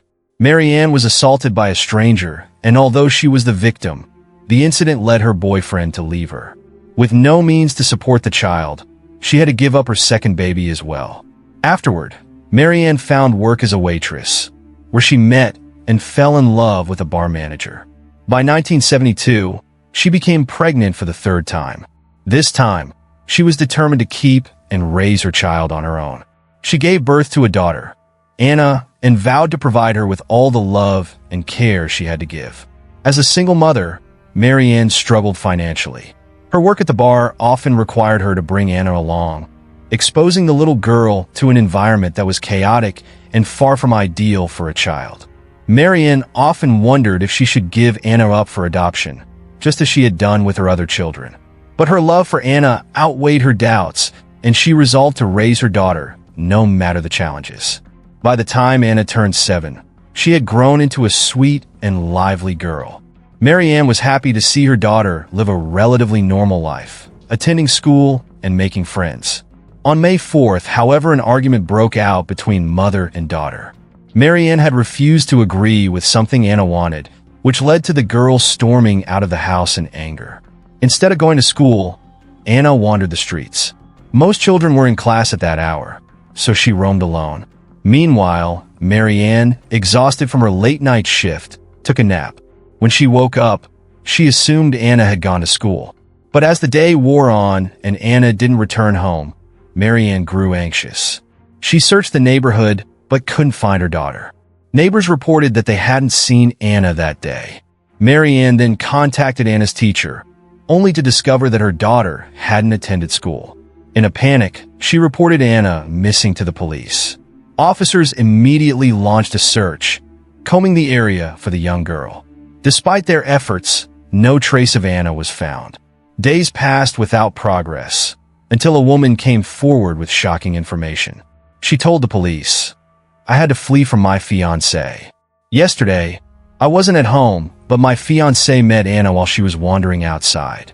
Since we're neighbors, he knew her and invited her over to play with our cat." Anna agreed, but he later confessed to me that after she entered the house, he strangled her to death. He then placed her body in a hard container and buried it by the river nearby. Upon hearing this, the police acted quickly to investigate the woman's claims. At the given location, they found an empty house with only one occupant, the very man the woman had accused, her fiancé. He was taken into custody for questioning. Near the riverbank, officers discovered Anna's body. Her hands were bound and her mouth was gagged with a scarf. The horrifying reality of Anna's fate devastated everyone involved. This was only the beginning of a case that would leave scars on all who heard it. It seemed the woman's accusations were indeed true. After a preliminary investigation, the police identified Klaus, a man who lived near Marianne, as the prime suspect. Klaus Grabowski, 35, was a butcher with a peculiar personality and a disturbing criminal history. He had previous convictions for sexual offenses, and his victims were always young girls. In 1973, at the age of 28, Klaus attacked a 6-year-old girl. Fortunately, the child was so terrified that she screamed loudly, attracting the attention of people nearby. In that brief moment of distraction, the girl managed to escape. Klaus was charged with attempted murder and received a suspended sentence, avoiding prison. However, he didn't learn from his mistakes or change his behavior. Just 2 years later, he committed another crime. This time, he was caught sexually assaulting 2 young girls. Despite the gravity of his actions, Klaus escaped punishment again. Investigators concluded that he had committed the acts during a psychotic episode. Instead of imprisonment, he was sent to a psychiatric hospital for treatment. Though Klaus's condition seemed to improve during treatment, he was still considered a danger to society. After much deliberation, the court proposed a controversial solution: chemical castration. Chemical castration involved administering estrogen injections to reduce testosterone levels, thereby diminishing a man's sexual desires. At the time, many in Germany believed this method could prevent offenders like Klaus from reoffending. The court gave Klaus 2 options: undergo chemical castration and be released, or remain in the psychiatric facility. Klaus immediately chose the first option, eager to regain his freedom. For 2 years after his release, Klaus appeared to live a peaceful life, seemingly stripped of his dangerous impulses. However, his true nature hadn't changed. Klaus couldn't bear loneliness, and more importantly, he knew that chemical castration was reversible. Feigning reform, Klaus lied about his character and claimed he had a girlfriend and was preparing for marriage. He petitioned for hormone therapy to restore his hormonal balance, and the court approved his request without conducting a thorough investigation. In March 1980, Klaus approached a urologist. To conceal his criminal past, he lied, saying he had been sterilized due to exposure to harmful substances and had since rehabilitated. The doctor, believing it unreasonable to chemically sterilize a young man like Klaus, agreed to help him. After undergoing hormone therapy, Klaus fully recovered his testosterone levels by April 25th, reverting to his pre-castration state. This meant one thing: the dangerous predator was back. Exactly 10 days later, Klaus committed another heinous crime, targeting little Anna. On May 5th, Anna, unable to find her classmates, wandered the streets alone. Klaus happened upon her and, consumed by his depraved desires, saw an opportunity. Pretending to be kind, he lured Anna into his home, where he tortured her for hours before brutally killing her. Anna's mother, Mary Ann, was shattered by the horrific truth. She couldn't bring herself to face her daughter's lifeless body, paralyzed by grief and guilt. Anna had been the only child she chose to keep and had vowed to care for. Yet tragedy struck. Mary Ann locked herself away, consumed by regret for not indulging Anna's wishes that fateful day. She also blamed herself for prioritizing work at the bar over personally ensuring her daughter's safety. But no amount of remorse could undo what had happened. After some time, Mary Ann composed herself, realizing the only thing left was to wait for justice to be served. For 10 agonizing months, she endured the pain of waiting for Klaus's trial, hoping for a sentence that would match the severity of his crimes. Finally, in March 1981, Klaus's trial began at the Lübeck District Court. He didn't deny killing Anna and provided a chillingly detailed account of the events. Klaus, it seemed, was disturbingly adept at navigating investigations and trials, showing no signs of remorse. Klaus's lawyer argued that his actions were the result of hormonal imbalances caused by the side effects of the chemical castration he had undergone years earlier. The defense aimed to use this as the basis for an argument in his favor.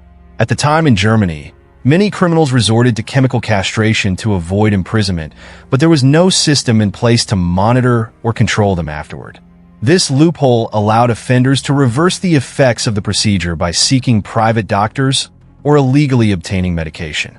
The reversal process was relatively simple, and even the doctors who assisted in these cases faced no penalties.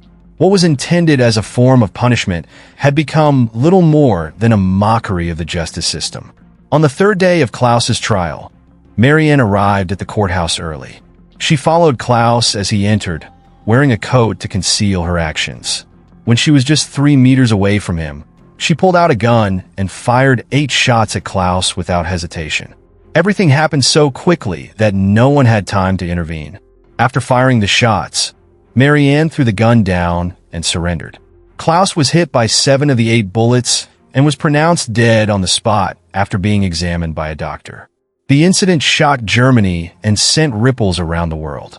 Marianne instantly became a focal point of media attention. Her story spread globally, portraying her as a mother who was willing to do anything for the love of her child. Marianne received widespread support and encouragement, especially from other parents.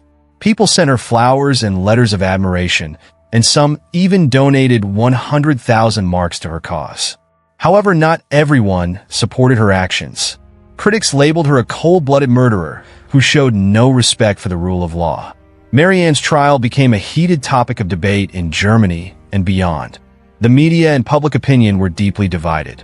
Some sympathized with her pain as a grieving mother, while others argued that Klaus, despite his crimes, should have faced justice in court. They warned that Marianne's actions, taking justice in her own hands, set a dangerous precedent that could lead to chaos in the legal system. On March 2, 1983, Marianne's trial began. The case was so infamous in Germany that the proceedings were anything but straightforward.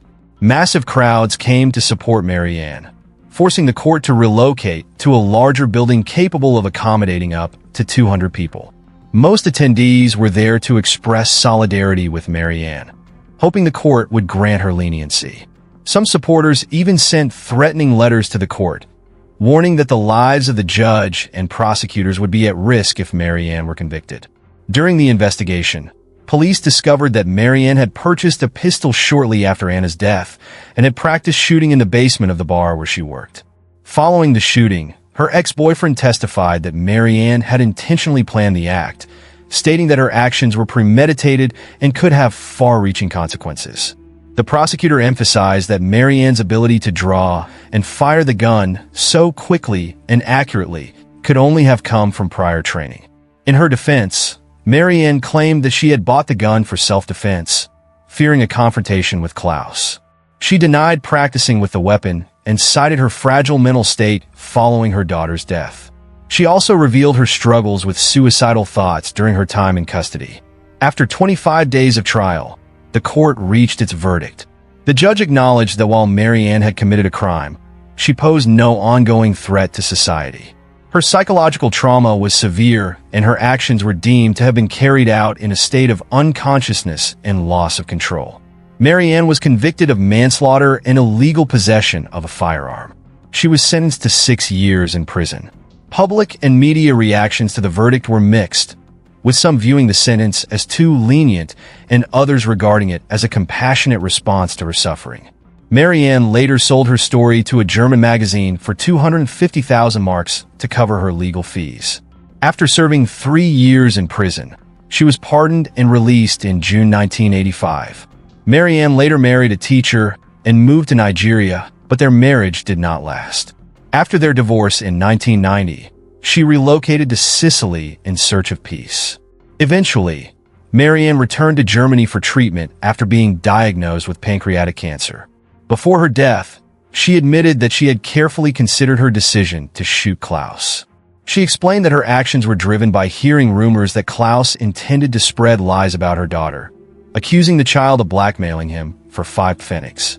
The idea of her daughter being defamed, even in death, filled Marianne with overwhelming anger, ultimately leading her to take matters into her own hands. Reflecting on this story, I find it difficult to comprehend how the German court at the time thought they could control the behavior of a criminal like Klaus simply through chemical castration.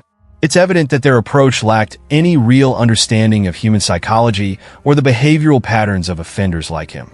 In fact, I believe that if Marianne hadn't pulled the trigger and killed Klaus, he might have continued to escape justice due to his manipulative nature and the court's narrow perspective back then. Have you ever watched a play where the entire cast consists solely of women? Yes, even roles like old men, burly guys, or traditionally masculine characters are all performed by female actors. Today, let's delve into the hidden corners behind the glitz and glamour of this unique art form. The Takarazuka Revue is a theater company established by Ichizo Kobayashi, an industrialist-turned-politician and the president of Hankyu Railways, based in Takarazuka, Japan. Initially, This endeavor aimed to attract more visitors to the hot spring resorts in Takarazuka, Hyogo, a famous tourist destination. Young women would perform musicals, dances, and songs to entertain tourists.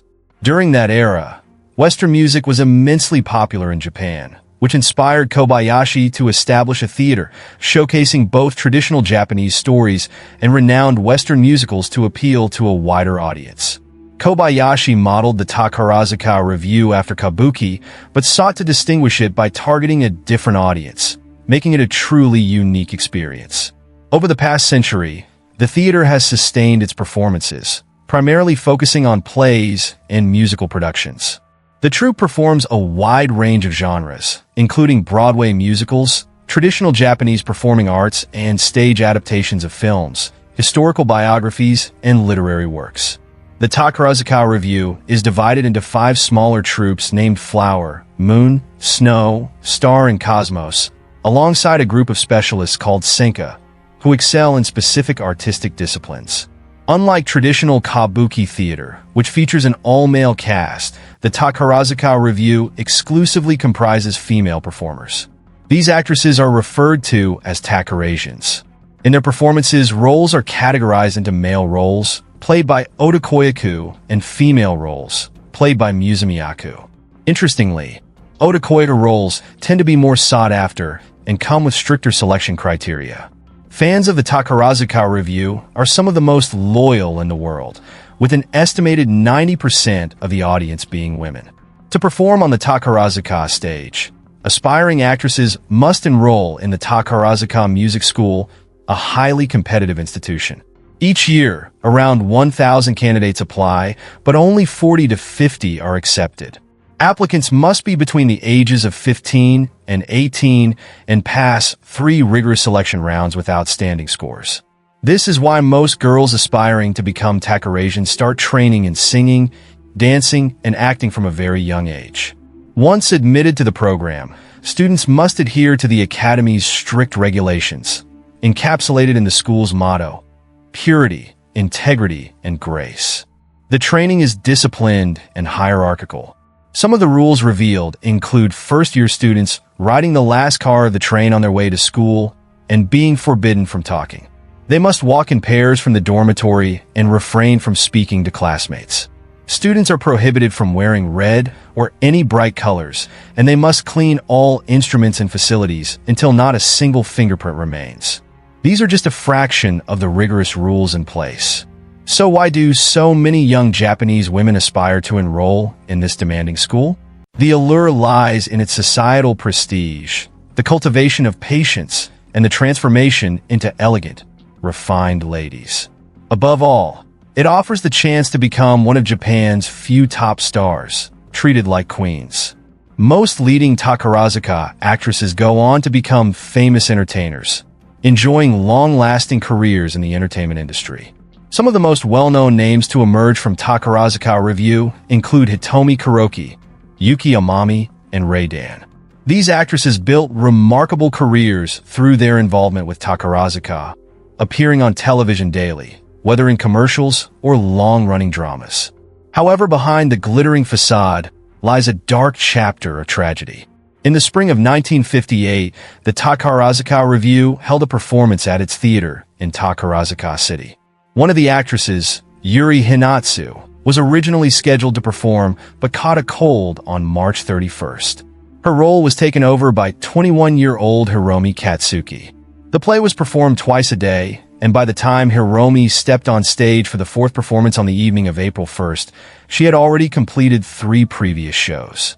In the final scene of her act, Hiromi was supposed to embrace her co-performer Minako Matsushima. As per the staging, the platform beneath them would begin to lower gradually, causing them to disappear from the audience's view. Once the platform fully descended, the actresses would quickly rush to the wardrobe area to change costumes for the next scene. Minako, dressed in a leotard, could easily leap off the lowering platform to prepare for the next segment. But as she did, she heard a piercing scream followed by a loud cracking noise. Turning back, she saw a horrifying sight. Hiromi's skirt had become entangled in the lift's rotating mechanism. Hiromi's legs were caught between the massive steel gears. Her elaborate crinoline dress, with its wide, cumbersome design, made it impossible for her to free herself. The machine crushed her legs with horrifying precision, producing heart-wrenching screams that echoed throughout the stage. The lift continued its descent, mercilessly pulling her body downward. Despite her desperate struggles, her torso was eventually severed at the waist. Hiromi died instantly.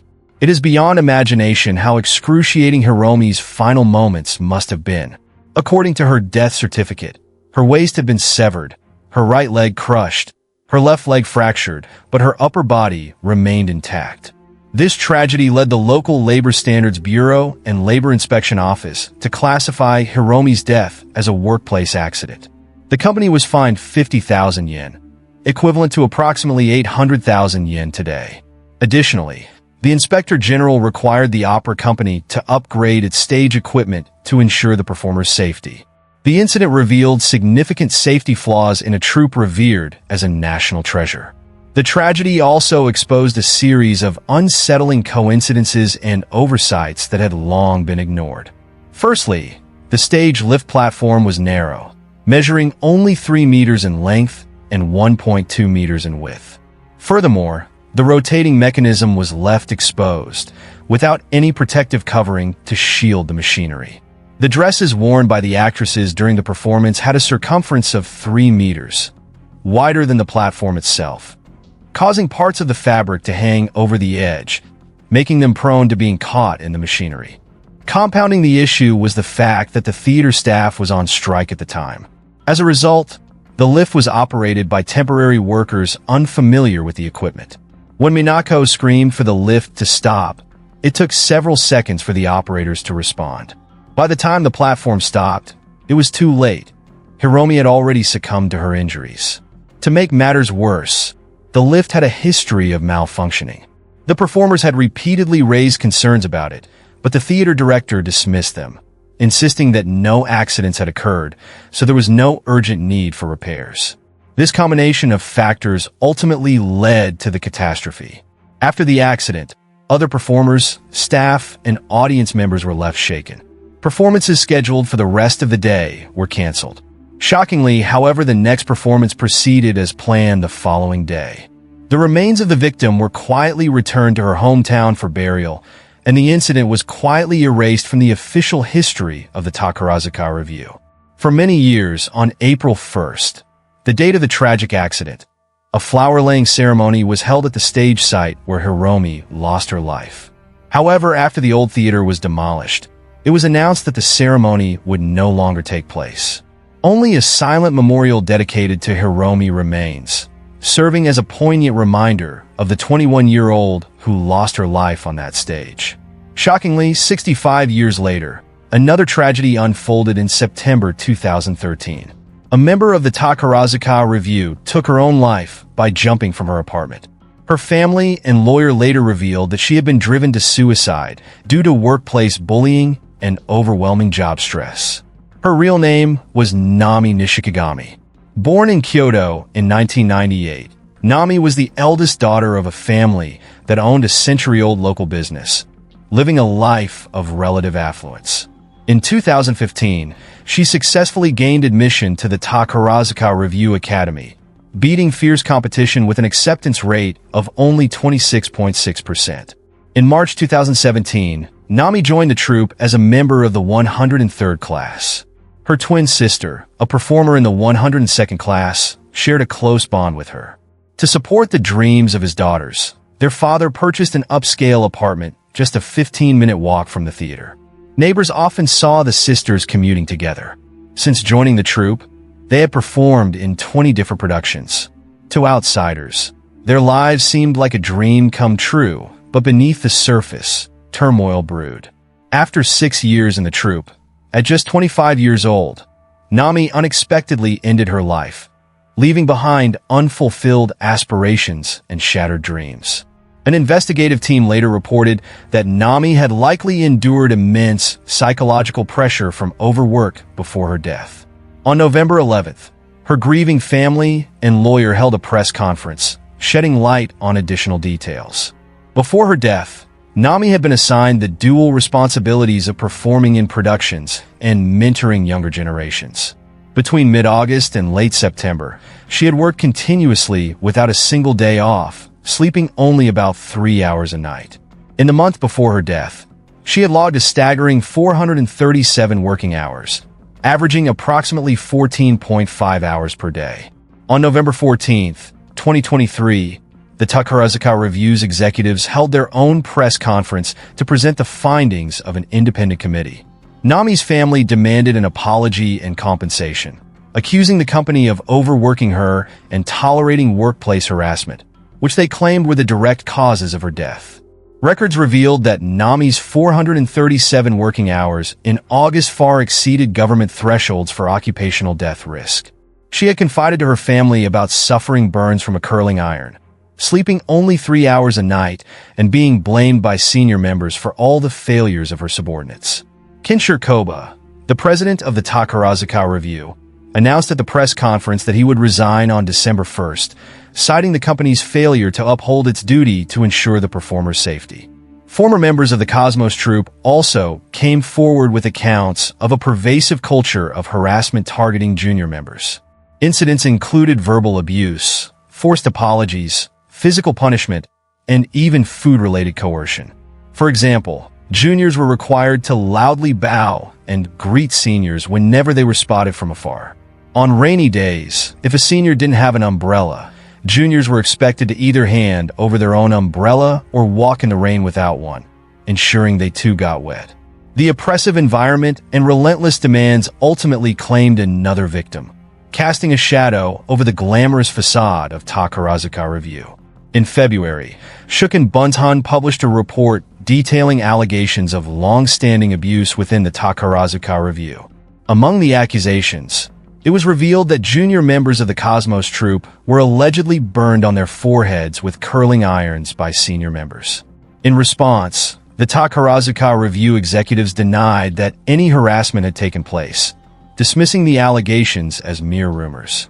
What do you think of the actions of the theater's management? Personally, I can't say I'm surprised. When Hiromi's tragic death occurred, the performances didn't stop and the show carried on as if nothing had happened. At the very least, as the theater owner, he should have organized a memorial for her or temporarily paused the productions to address and repair the equipment. Instead, the stage lights were back on the very next day. One can't help but wonder how many more young women will suffer the same fate in the future under this regime of exploitation and disregard for human life.